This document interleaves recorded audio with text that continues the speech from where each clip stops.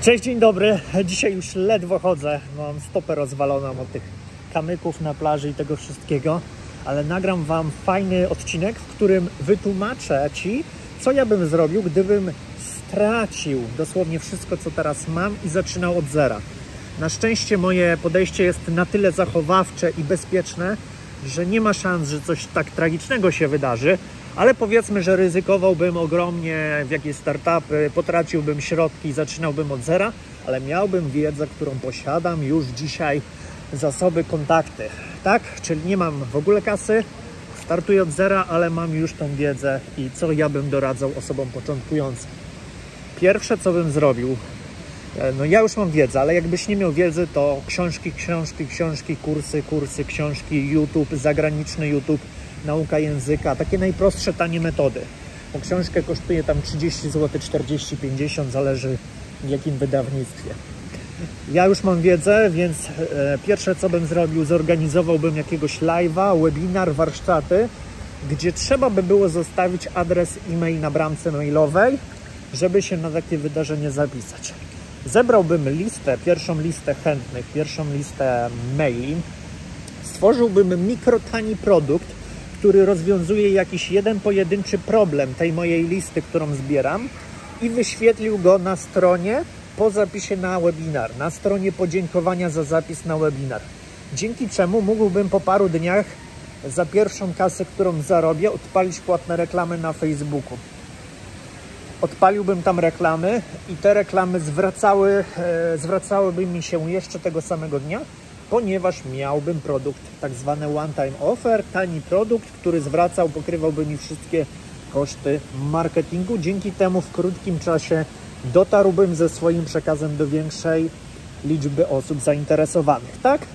I pozyskujemy sobie taką listę mailową jak dopiero zaczynasz, to pewnie kilkaset maili jesteś w stanie pozyskać dosyć szybko. Może nawet zależy jaka branża, bo w niektórych branżach technicznych to będzie kilkadziesiąt i od tego bym ruszył. Pierwsze, co bym zaczął sprzedawać, to gromadzić jakieś usługi na subskrypcję, jakieś doradztwo na subskrypcję. Tak jak teraz świadczę mentoring, zrobiłbym mentoring za parę koła miesięcznie, w abonamencie, umowy półroczne i wjechałbym z tym produktem na rynek, żeby mieć pierwsze takie powtarzalne pieniądze, taki MRR, monthly revenue z klientów, którzy wcześniej podpisali umowy, i to bym sobie rozwijał.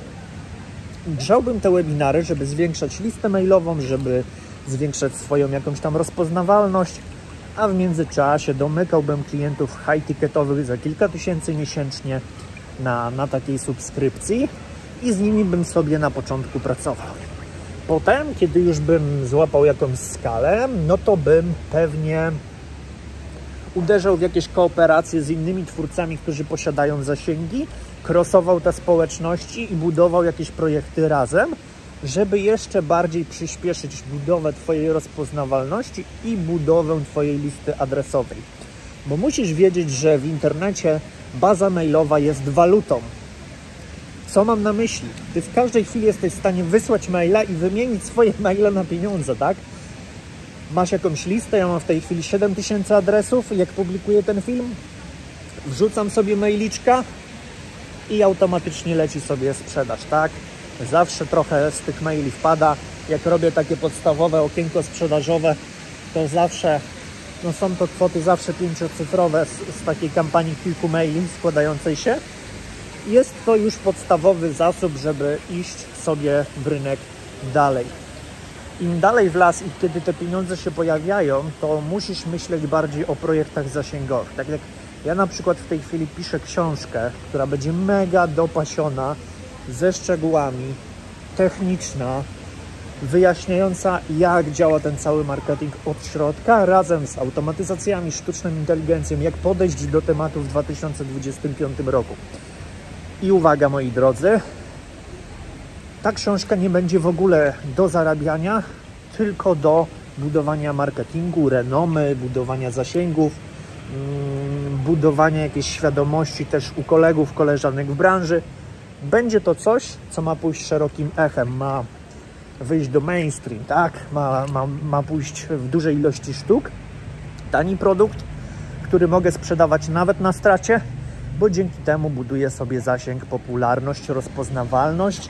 Tak samo działają eventy, tak? Możesz robić z różnymi ludźmi wspólnie wydarzenia online, na tych wydarzeniach sprzedawać, dać każdemu reflinki, możesz to zrobić z narzędziem EasyCard i każda osoba promuje swój link do webinaru, a następnie sprawdzasz, która osoba z całej bazy kupiła i do którego szkoleniowca jest ona przypisana. Każdemu płacisz dużą prowizję, ale zyskujesz potężną bazę mailową z zapisanych ludzi na takie wydarzenie, więc to jest również bardzo łatwe do uzyskania skali, bardzo szybko gromadzisz tą publiczność, bardzo dużo osób zaczyna Cię kojarzyć w bardzo krótkim czasie. I to jest przewaga, bo musisz wiedzieć, że jak prowadzisz firmę taką cyfrową jak ja, to rozpoznawalność daje Ci bardzo dużo, bo masz później tańsze reklamy, masz swoich wiernych widzów, fanów, którzy kupują każde produkty, masz klientów powracających. Ta społeczność się robi zżyta, zaangażowana i powracająca, tak? Ja teraz na przykład działam z Kasią Górecką z MyBiza, no i jej społeczność przenika się z moją społecznością. My się krosujemy, robimy fajne projekty, robimy Automation Lab, może później będziemy robić jakieś coś więcej, aplikacje, wychodzić na zagranicę i nasze społeczności się przecinają. Dzięki temu oba te biznesy zyskują dzięki bardzo mocnej, fajnej synergii.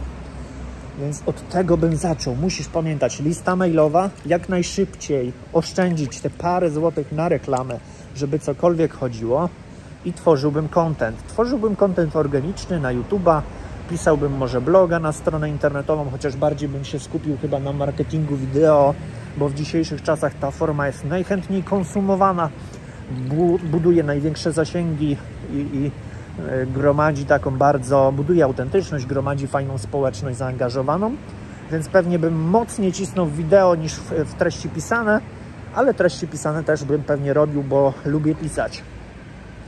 Co bym jeszcze Ci polecił na tym etapie? Nie konsumować zysków. Jeżeli pojawią się jakieś zyski w tym biznesie, to jak najszybciej bym je reinwestował w reklamę. Pierwszy rok biznesu w ogóle nie myśl o wyciąganiu kasy.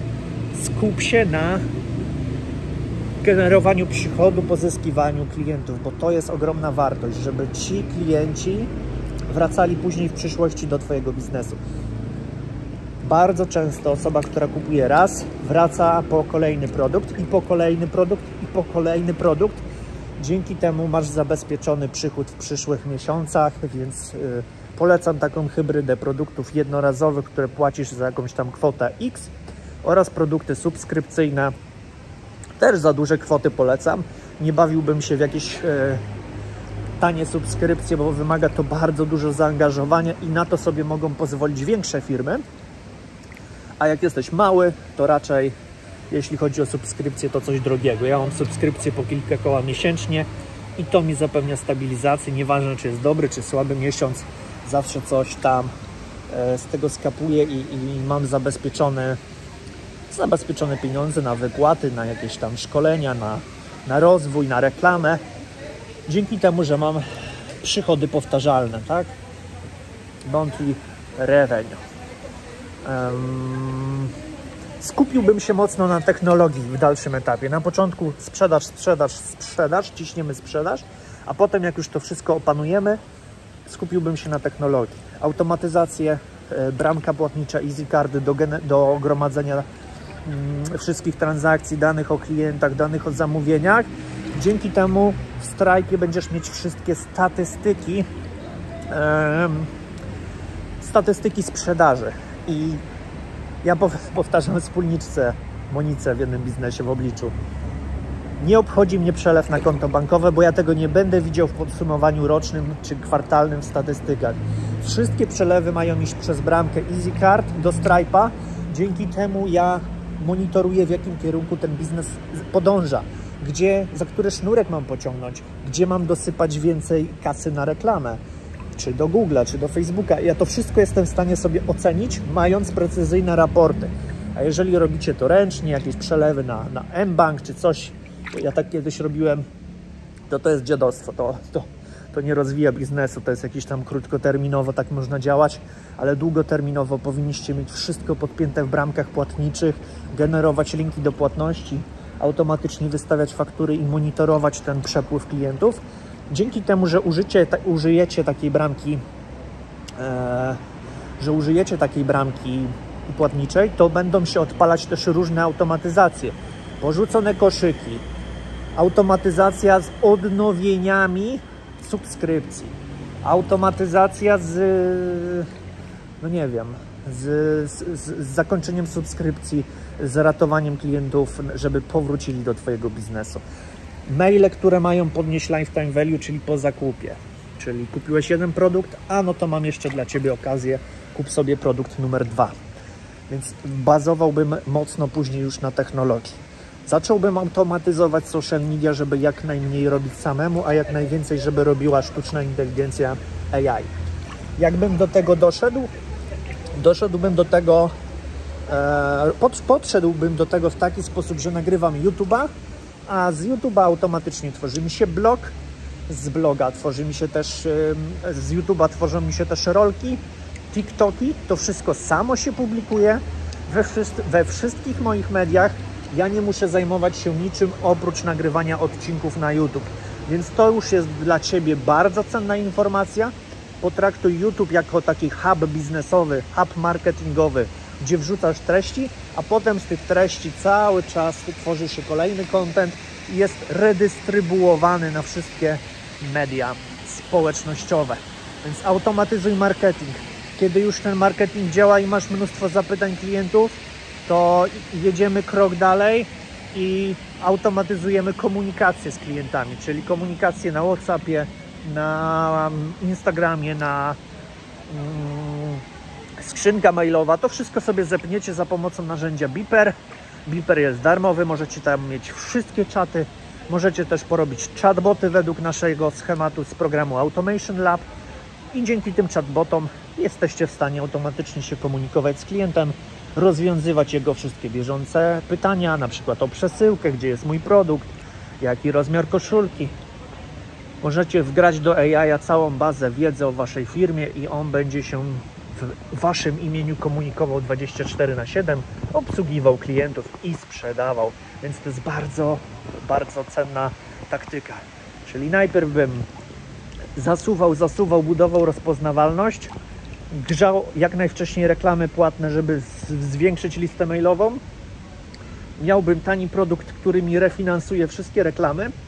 Kiedy jeden ekosystem reklamowy już by fajnie działał, dodawałbym Google'a, YouTube'a, potem TikToka i stopniowo po prostu był we wszystkich mediach społecznościowych w kwestii reklam płatnych, bo ja mówię tutaj teraz o reklamie płatnej i dzięki temu bardzo szybko budowałbym listę adresową, która jest takim wirtualnym złotem.